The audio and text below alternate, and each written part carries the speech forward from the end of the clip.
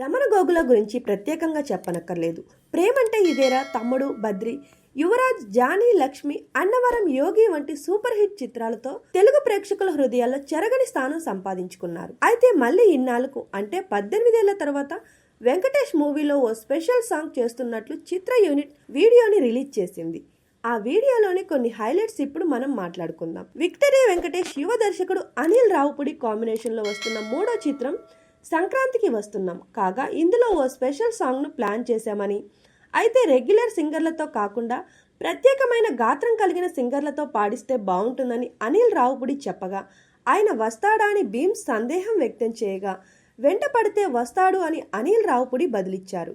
వెంటనే భీమ్స్ సీసీ రోలియో తన ఫోన్ నుంచి వెటరన్ మ్యూజిక్ డైరెక్టర్ రమణ గోగులకు ఫోన్ చేయడం, రమణ గోగుల కారులో రికార్డింగ్ స్టూడియోకు రావడం ఈ వీడియోలో చూడొచ్చు. సంక్రాంతికి వస్తున్న చిత్రంలోని ఆ స్పెషల్ సాంగ్ను రమణ గోగుల ఆలపించినట్టు కూడా చిత్ర బృందం తమ వీడియోలో చూపించింది.